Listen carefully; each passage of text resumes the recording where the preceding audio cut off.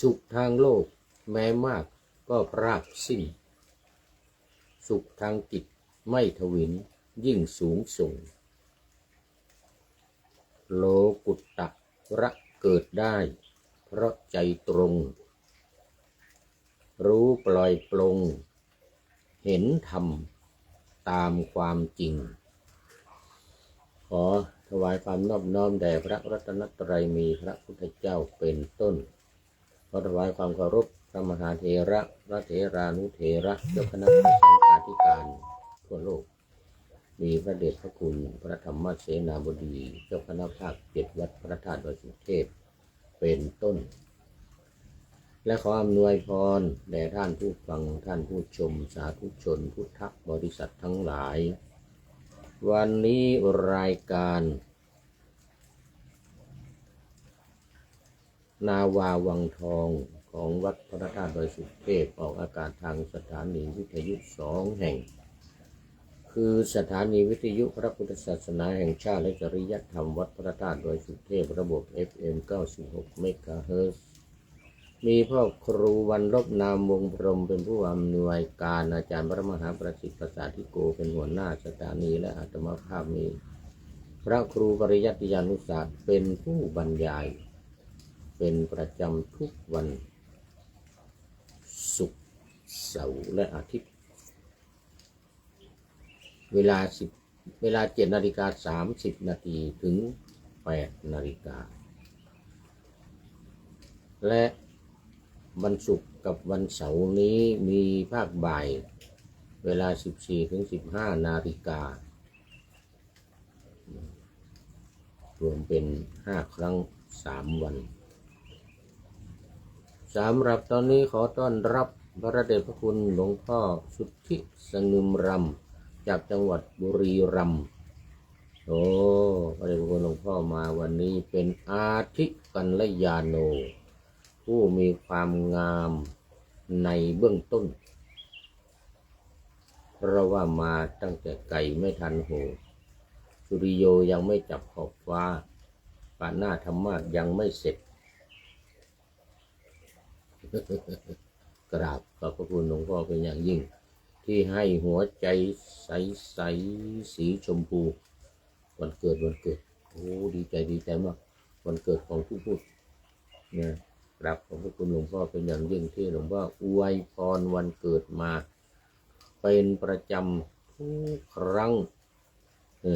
ไม่ว่าจะมาอาทิกัลยาโนหรือมัชเชกัลยาโนหรือปริโยสานกัลยาโนก็ตามจะมีหัวใจใสๆสีชมพูมาอวยพรวันเกิดให้ผู้พูดทุกครั้งเป็นความเมตตาของพระเดชพระคุณเป็นอย่างยิ่งเอาละครับวันนี้ก่อนที่จะเข้าสู่เนื้อหาสาระของธรรมะก็ขอประชาสัมพันธ์เกี่ยวกับงานวันวิสาขบูชาของวัดพระธาตุดอยสุเทพซึ่งใกล้เข้ามาถึงแล้ว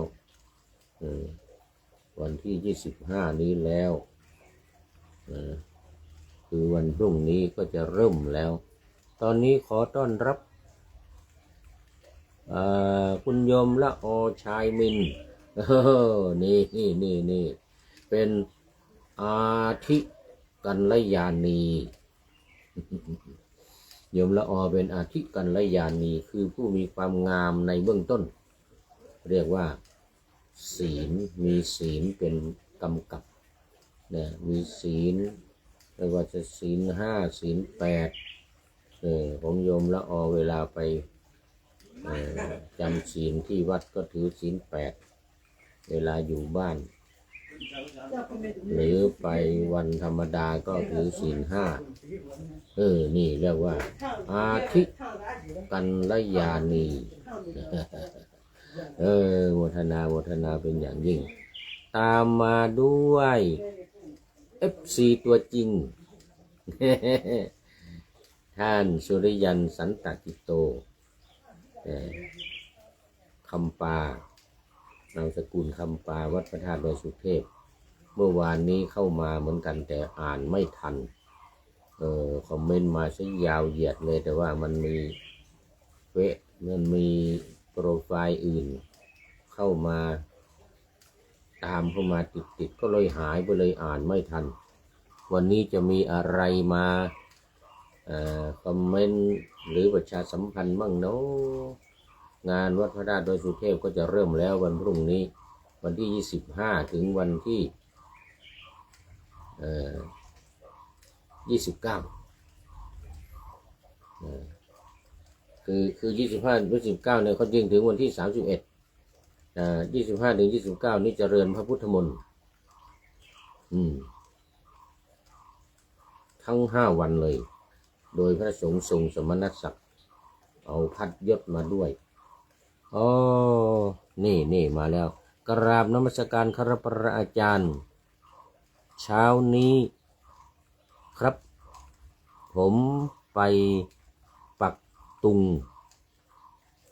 ช้างข้างทางคนขึ้นสู่วัดพระธาตุดอยสุเทพเพื่อต้อนรับงานเตียวขึ้นดอยหรือว่าวิสาขบูชาในวันที่30 พฤษภาคมนี้ครับผม สาธุเอาธงไปปักตุงทางภาคเหนือเขาเรียกว่าตุงภาษาไทยว่าธงก็มีตุงนี่ก็มีตุงธงชาติแล้วก็ธงธรรมจักรซึ่งเป็นธงพระศาสนาประจำพระพุทธศาสนาเราแต่ถ้าทางประเทศศรีลังกานี่จะมีธงฉัพพรรณรังสีนะมี6 สีนะทางศรีลังกานี่เขาทำเป็นสัญลักษณ์ของพระพุทธศาสนาไม่ว่าจะวิสาขมาฆบูชาอะไรก็ตามจะเป็นธง6 สีเขาเรียกว่าฉัพพรรณรังสีที่พระพุทธเจ้าเวลาคลอดมาใหม่ๆหรือตลอดเวลาเนี่ยข้างหลังนี่จะเป็นฉัพพรรณรังสีพุ่งออกมา6 สีสีส้มสีแดงสีเหลืองสีอะไรต่างๆ6 สีโอ้ตอนนี้ขอต้อนรับสมหวังโอ้เดี๋ยวเป็นพระหรือเป็นพระหรืออะไรมองไม่ชัดโอ้เป็นรูปที่แสดงธรรมจักรที่ประเทศอินเดียสมหวัง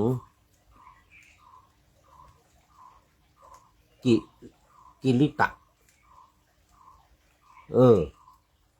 สมหวังกิริตะอันนี้สมหวังกิริตะเคยเข้ามาเหมือนกันแต่ว่ามันลืมไปแล้วสมหวังกิริตะนะสมหวังใช่แล้วสมหวังกิริตะจะต้องไปดูโปรไฟล์แล้วโอ้โมทนาขอบคุณมาก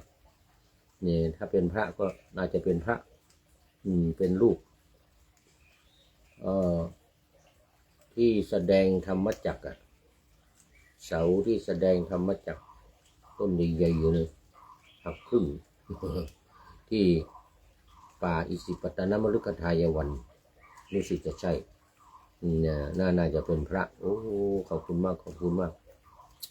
นะเมื่อกี้นี้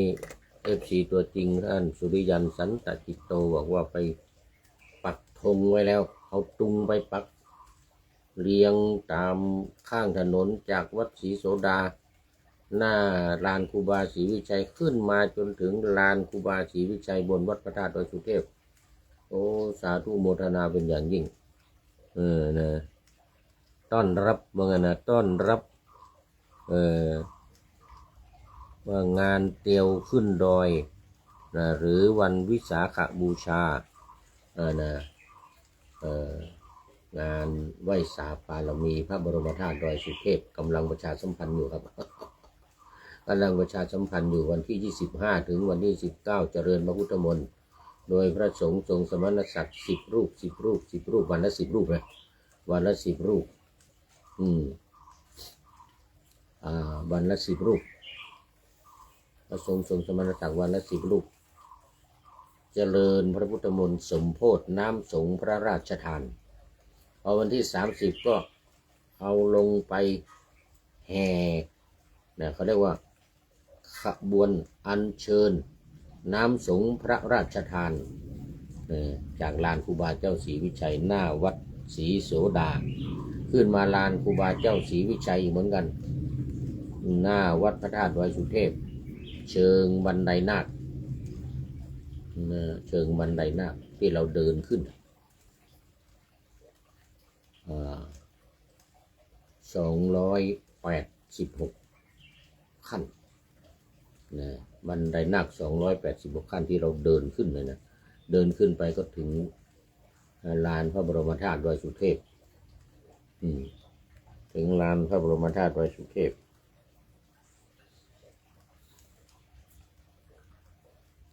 ทุ่มครึ่งเริ่มทำพิธีแล้วก็เดินขึ้นเป็นขบวนของท่านอธิการบดีมหาวิทยาลัยเชียงใหม่เป็นขบวนแรกนำขึ้นเดี๋ยวท่านผู้ว่าราชการจังหวัดเชียงใหม่เป็นขบวนแรกวอที่เป็นนั่งวอขึ้นมานะวอที่1วอที่2ที่3ที่4มหาวิทยาลัยเชียงใหม่มหาวิทยาลัยราชภัฏมหาวิทยาลัยเทคโนโลยีราชมงคลนะแล้วก็ตำรวจภาค5ศาลภาค5ด้วยอธิบดีตำรวจภาค5แล้วก็ประธานศาลฎีกาภาค5นั่งเป็นขบวนนั่งวอเขียนนั่งบนวอขึ้นมาวันที่30แล้วก็31ถึงตอนเช้าตี 5ไม่เกินตี 5:30นี่ก็ถึงละแล้วก็6:30ไม่เกิน1 ทุ่มไม่เกิน7 โมงก็ทำบุญตักบาตรพระภิกษุสงฆ์จำนวน500 รูปขึ้นไปมีคำว่าขึ้นไปด้วยเพราะบางปีมีเป็น600ก็มีขอต้อนรับโยมแม่จันสมมาแล้วตอนนี้เป็นมัชเชกัลยาณีแม่จันสมเป็นมัชเชกัลยาณีแล้วตอนนี้ท่ามกลางและจะหมดเวลาแล้วใกล้จะหมดเวลานะมาในท่ามกลางเป็นมัชเชกัลยาณีเรียกว่าเป็นผู้มีความงามในท่ามกลางคือมีศีลมีสมาธิขออภัยมีสมาธิแสดงว่าแม่จันสมนี่มีสมาธิดีมากนี่อัปปนาสมาธินี่หรืออุปจารสมาธิอย่างน้อยคณิกะสมาธิไม่ต้องพูดถึงกระจอกว่างั้นนะแม่จันสมว่า จึงเข้ามาเป็นมัชเชกัลยาณีโมทนาเป็นอย่างยิ่งน้อมกราบสาธุค่ะแม่จันสมน้อมกราบสาธุดีใจเอาละตอนนี้มีประชาสัมพันธ์อีกนิดหนึ่งก็คือวันกตัญญูวัดป่าแดงมหาวิหารซึ่งเป็นวันคล้ายวันเกิดของพระเดชพระคุณหลวงพ่อพระครูโคสิตปริยัตยาภรณ์หลวงพ่อเจ้าคณะตำบลสุเทพเขต1อดีตรองอธิการบดีมจร.วิทยาเขตเชียงใหม่ทำบุญอายุวัฒนมงคลครบ76 ปีแม่จันสมบอกว่าเพิ่งกลับจากประชุมมาค่ะพระอาจารย์ไปประชุมอะไรเนาะนี่ ไปประชุมที่ไหน ไปประชุมที่ไหนมาเนาะนี่เดี๋ยวก่อนเห็นว่าอาจารย์อะไร เปงเรือนเนี่ยก็ไปประชุมเหมือนกันน่าจะที่เดียวกันนี่แหละเออเออเออนะอาจารย์อะไรนามสกุลเปงเรือนเนี่ยนะนี่ไปประชุมที่เดียวกันนี่แหละโอ้โมทนาโมทนาวันนี้เป็นมัชเชกัลยาณีเด้อแม่จันสมเด้อมัชเชกัลยาณีผู้มีความงามในท่ามกลางได้แก่ผู้มีสมาธิดีสุดยอด มีสมาธิสุดยอดประชุมเทศบาลค่ะเพิ่งกลับเข้าบ้านโอ้สาธุสาธุประชุมเทศบาลนครเชียงใหม่หรือเทศบาลอำเภอตำบลมันมีอยู่2 อย่างเด้อเทศบาลนครเชียงใหม่ก็เป็นของจังหวัดนะเทศบาลนครเชียงใหม่นี่นะถ้าในอำเภอเมืองนี่จะมีเป็นตำบลไปเทศบาลตำบลนี่นะประชุมเทศบาลนี้ยังไม่แน่นอนว่ายังไม่แน่ใจว่าเป็นเทศบาลอะไรถ้าเทศบาลจังหวัดก็เรียกว่าเทศบาลนครเชียงใหม่อยู่ในอำเภอเมืองนี่แหละใกล้แม่น้ำปิงไอ้ที่เจดีกิวเจดีขาวอ่ะที่เจดีขาวเทศบาลนครเชียงใหม่ถ้าตำบลก็จะมีอยู่ในทุกตำบลทุกเขตบางตำบลมี2 เขตนี่ก็จะมี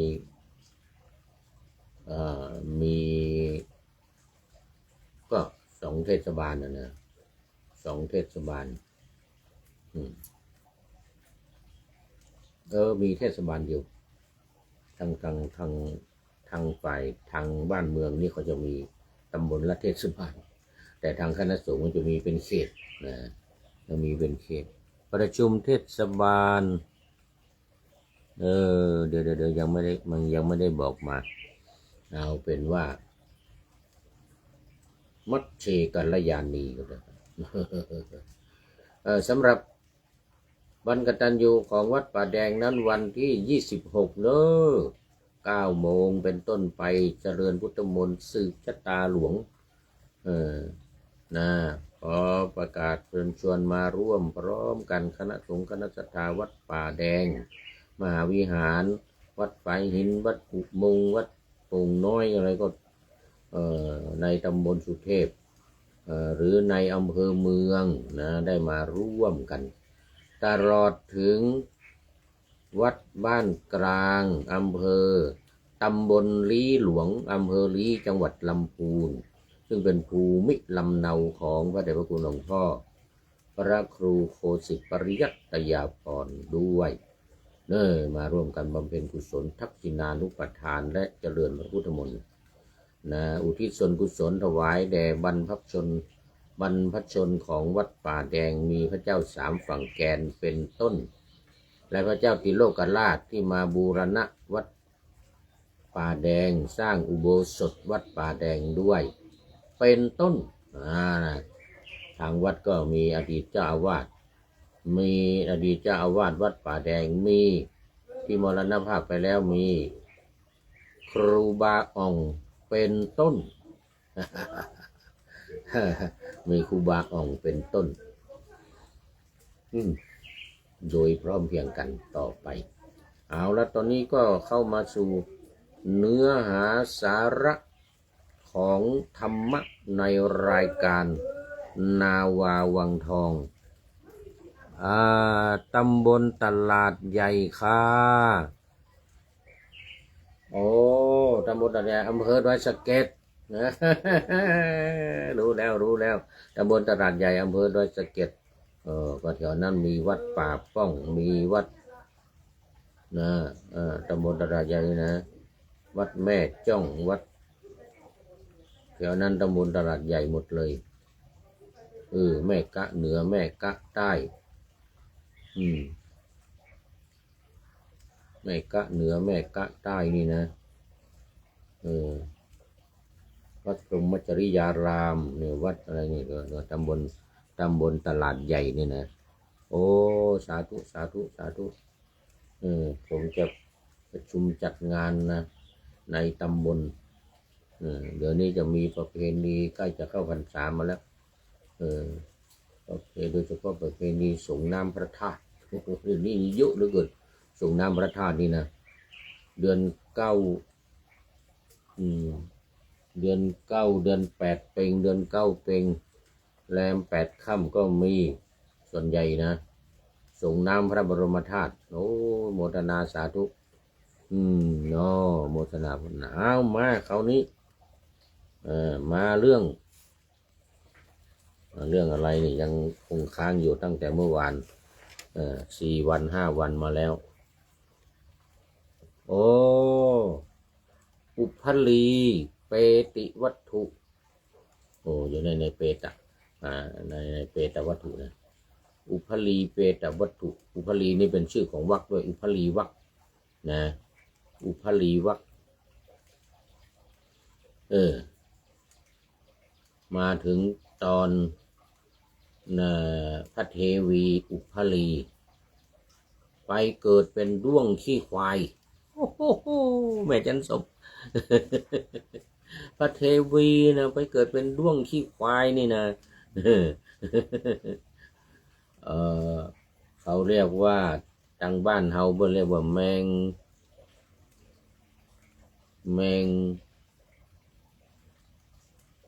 จิเดี๋ยวก่อนจิอุดแมงจิอุดแมงจิอุดที่อยู่ในขี้ควายนะจิอุดแมงจิอุด ภาษาไทยเรียกว่าด้วงมูลควายหรือด้วงขี้ควายเล่ามาถึงเมื่อวานนี้พระดาบทมาช่วยพระราชาให้หายเศร้าโศกเสียใจโดยบอกพระราชาว่าพระนางพระเทวีอุพลีเนี่ยไปเกิดเป็นด้วงขี้ควายแต่พระราชาไม่เชื่อพระอัสสกะพระราชาอัสสกะนี่พระเจ้าแผ่นดินชื่ออัสสกะนี่นะไม่เชื่อโอ้พระมเหสีของเรามีความงดงามหาที่ติไม่ได้หาที่เปรียบไม่ได้ไม่มีใครเปรียบเกินเปรียบว่างั้นนะสวยนี่โอ้โหหยดย้อยเหมือนน้ำผึ้งที่หยดลงมาทีละหยดทีละหยาดนั่นน้ำผึ้งนะจะมาเป็นด้วงขี้ควายได้ยังไงวะนะเป็นไปไม่ได้วะนะ impossible วะนะพระราชาอัสสกะนี่นะไม่เชื่อหลวงพ่อฤาษีดาบทก็เลยว่าเอามาถ้าอย่างนั้นไปดูว่างั้นจะพาไปดูพากันไปนั่งกองขี้ควายข้างมูลขี้ควายนี่มูลควายข้างมูลควายว่างั้นนะข้างกองขี้ควายเนี่ยแล้วก็เรียกได้ยินเสียงก่อนคือดาบทนี่ก็มีฤทธิ์เนี่ยสามารถทำให้พระราชาได้ยินเสียงของด้วงขี้ควายเนี่ยนะแมงจิอูดเนี่ยนะคุยกันได้เป็นภาษาไทยพวกเก่งเหมือนกันนะ อยู่อินเดียนู่นให้มันไม่ใช่ภาษาไทยสิตอนนั้นเป็นภาษาอินเดียสิภาษามคธเป็นภาษามคธตอนนั้นนะที่ใช้ในเมืองราชคฤห์สมัยนั้นนะเป็นภาษามคธสิให้พระราชารู้พระตาฟังได้ยินรู้เรื่องนะแล้วก็ด้วง2 ตัวผัวเมียก็คุยกันอุพลีปรากฏว่าอุพลีนี่ไปเกิดเป็นด้วงก็มีสามีเป็นด้วง เป็นแมงจิอูด มีสามีตอนเช้าวันนี้เราจะไปหากินที่ไหนกันดีว่างั้นนะ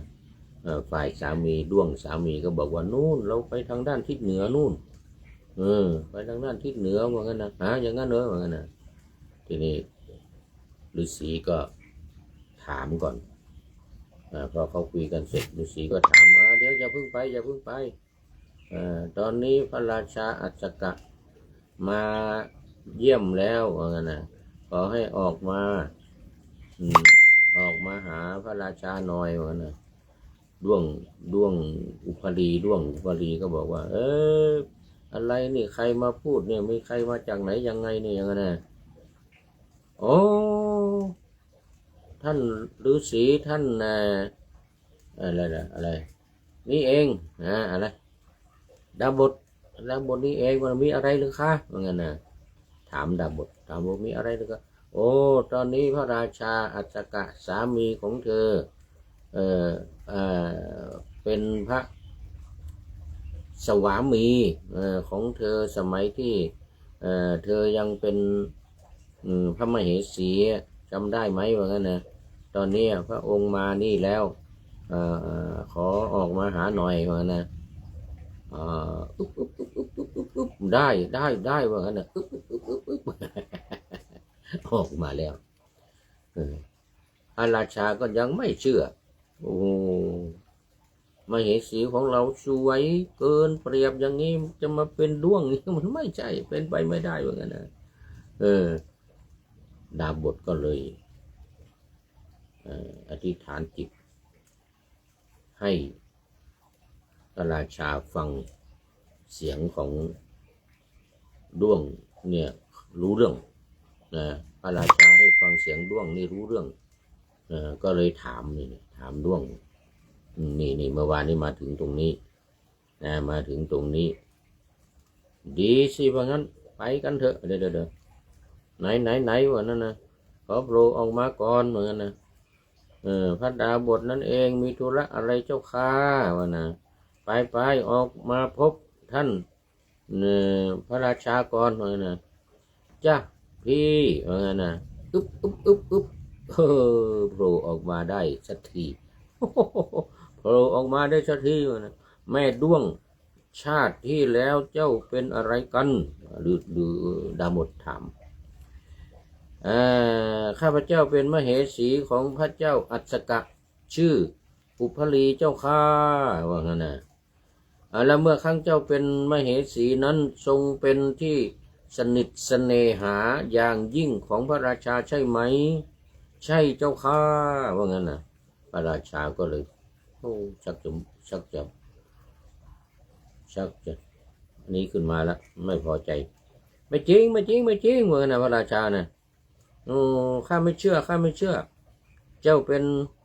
น้องอุพลีของข้าได้ยังไงวะงั้นนะน้องอุพลีของข้านี่โอ้โหมันสวยอย่าหาใครเปรียบเทียบไม่ได้แล้วในโลกนี้ว่างั้นนะ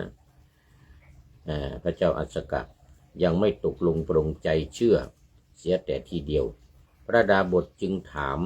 คำถามต่อไปว่าแม่ด้วงนะเมื่อตอนเจ้าเป็นมเหสีพระเจ้าอัศกะได้ให้ความรักดูแลเจ้าดีหรือไม่อย่างไรกันด้วงอุพลีก็กล่าวว่าพระเจ้าอัศกะทรงดูแลข้าพเจ้าเป็นอย่างดีทุกครั้งที่ข้าพเจ้าต้องการสิ่งใดเพื่อบำรุงความงามของข้าพเจ้าไม่ว่าจะต้องไปหาที่ไหนด้วยวิธีใดพระเจ้าอัศกะก็จะหามาให้สนองตามความปรารถนาของข้าพเจ้าทุกครั้งว่านั่นนะพระเจ้าอัศกะได้ยินก็โอ้โหเชื่อสนิทเลยทีเนี้ยเราทำอย่างนั้นจริงๆอันนี้ดวงนี้รู้จริงๆเป็นพระมเหสีจริงๆว่านะน้องหญิงว่างั้นนะเจ้าคือมเหสีของข้าจริงๆด้วยว่างั้นนะพระราชาว่าดีพี่ดีใจเหลือเกินที่ได้พบเจ้าอีกครั้งนะพระเจ้าอัศกะเมื่อได้ยินคำตอบจากด้วงขี้ควายแล้วก็ปักใจเชื่อทันทีว่าคือพระมเหสีของพระองค์เนื่องจากเรื่องนี้เป็นเรื่องที่รู้กันสองพระองค์บัดนี้พระเจ้าอัศกะได้มาอยู่ตรงหน้าเจ้าแล้วฤาษีว่าเจ้าจะกลับไปเป็นมเหสีสุดที่รักของพระองค์อีกหรือไม่ นี่ดาบทถามพระเจ้าอัศกะได้ยินคำถามจากพระดาบทก็ดีพระทัยหวังจะให้นางเนี่ยนางด้วงเนี่ยตอบรับเพื่อเผื่อพระดาบทจะเสกให้นางด้วงกลับเป็นพระนางอุปภลีที่ทรงพื้นนะ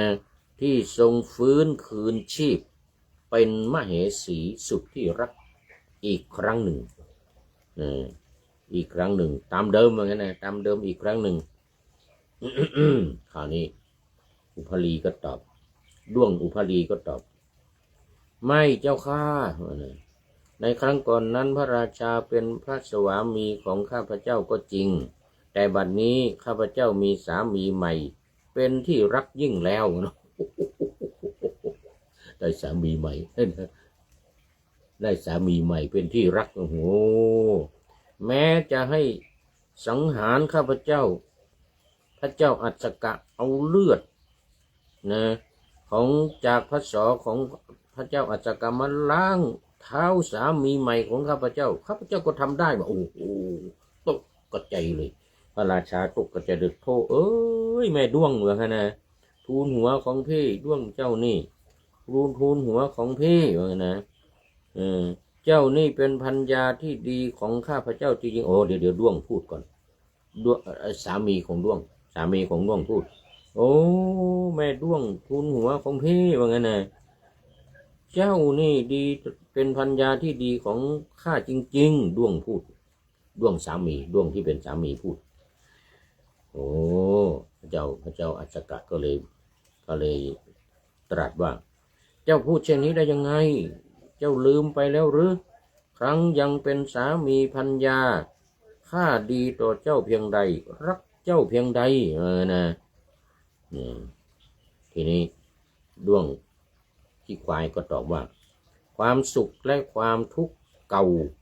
ถูกความทุกข์และความสุขใหม่บดบังเสียแล้วว่างั้นนะความสุขเก่านั้นมันหายไปหมดแล้วเดี๋ยวนี้ความสุขใหม่เนี่ยดิฉันเนี่ยได้ด้วง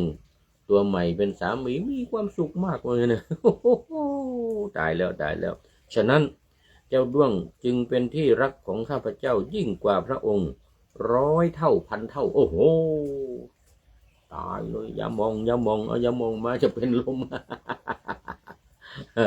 ที่ผ่านมาข้าอุตส่าห์เฝ้าคิดถึงเจ้าหวังให้เจ้ากลับมาอยู่กับข้าดังเดิม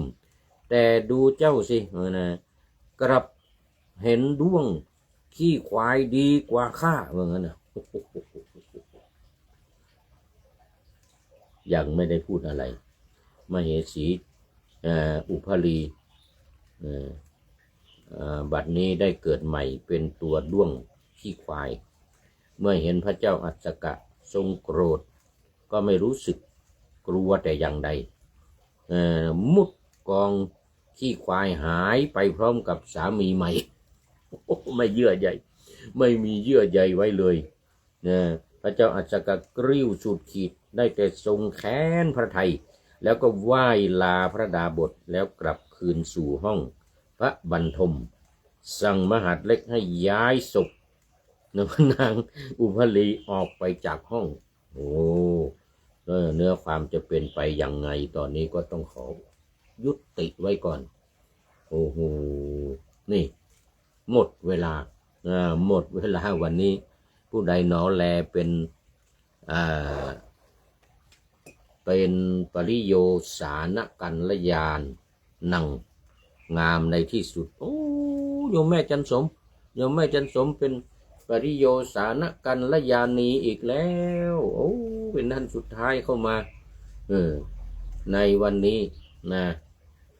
สุดท้ายในวันนี้โมทนาเป็นอย่างยิ่งแม่จันสมนะไปประชุมที่ตำบลตลาดใหญ่มาค่ะว่านะเอาละเป็นปริโยสานกัลยาณีผู้มีความงามในที่สุดได้แก่เป็นผู้มีปัญญาศีลสมาธิปัญญาเบื้องต้นคือศีลท่ามกลางคือสมาธิแล้วที่สุดคือปัญญาเอาแล้วมาดูข้อคิดท้ายรายการในวันนี้ว่าโอ้ได้จากผู้ใดหนอแล พุทธบริษัทวัดน้ำทรงจังหวัดนครสวรรค์โอ้ท่านอาจารย์วัดน้ำทรงนครสวรรค์โอ้เดี๋ยวลืมชื่อไปโอ้สมองขี้เธอนี่มันไม่ได้เรื่องสีอะไรสักอย่างนี่นะวัดน้ำทรงจังหวัดนครสวรรค์ บอกว่าสุขทางโลกแม้มากก็พรากสิ้นสุขทางจิตไม่ทวินยิ่งสูงส่งโลกุตตระเกิดได้เพราะใจตรงรู้ปล่อยปลงเห็นธรรมตามความจริงโอ้นี่ตรงกับพระเจ้าอัสสกะพอดีเลยมันความรักทางโลกเนี่ยมันเป็นเรื่องที่ไม่แน่นอนหรอกมันพรากกันได้จากกันได้เหมือนกับพระเทวีอุพลีเนี่ยพอไปเกิดเป็นด้วงขี้ควายได้สามีใหม่ลืมไม่ใช่ลืมคือไม่สนใจใยดีไม่รักแล้วความรักถูกความรักใหม่เข้ามาบดบังเสียแล้วว่างั้นนะอุพลีเทวีเป็นด้วงขี้ควายแมงเหมือนจู้จี้ทางภาคเหนือเขาเรียกว่าแมงเหมือนจู้จี้แมงเหมือนจู้จี้ขี้ควายนะจี้อูดถ้าจี้อูดนี่เป็นตัวเมียอันนั้นอุพลีนี่เป็นแมงจี้อูดอยู่ขี้ควายก็ได้สามีใหม่เป็นด้วงขี้ควายก็ลืมสามีเก่าเลยเพราะฉะนั้นตามทุกไม่ทวินนะสุขทางจิตนี่นะยิ่งสูงส่งโลกุตระจิตได้เพราะใจตรงมารู้ปล่อยปลงเห็นธรรมตามความจริงนี่พระเจ้าอัสสกะก็รู้ตามความเป็นจริงแล้วทีเนี้ยโอ้ความรักมันไม่ยั่งยืนนี่เราอุตส่าห์รักคิดถึงมา7 วันโอ้นี่ไม่มีเยื่อใยดีอะไรกับเราเลยว่างั้นนะโอ้ก็เลยปลงตกกลับไปบ้านกลับเข้าไปห้องบรรทมแล้วจะมีเรื่องต่อไปอีกในวันพรุ่งนี้ขอบคุณพุทธบริษัทวัดน้ำทรงจังหวัดนครสวรรค์เป็นอย่างยิ่งขอนำนาวาวังทองไปก่อนแล้วจะย้อนมาใหม่ในวันหน้าคือวันพุธศุกร์เสาร์อาทิตย์ตามตารางเวลาที่วางอยู่ข้างในเป็นธรรมะจากพระราชวังเป็นนาวาโด่งดังสว่างไสวเป็นทองคำล้ำค่ากว่าสิ่งใดชุบชีวิตจิตใจให้ใสงามขอเชิญท่านทั้งหลายนำไปท่องตามคุณของพระรัตน3พุทโธเมนาโถธัมโมตามสังโฆเมนาโถยามภาวนาว่าบ่อยๆซ้ำๆจำในจิตจนมันติดในใจไม่หายหน้านอนนั่งยืนเดินจำทุกเวลาตั้งแต่ตื่นขึ้นมาถึงหลับไปขอทุกท่านได้ผลจากปฏิบัติได้กำจัดความทุกข์พบสุขใสพลันปลอดโปร่งโล่งสบายทั้งกายใจอยู่ที่ใดใจสงบพบความจริงพบนิพพานขอเจริญพร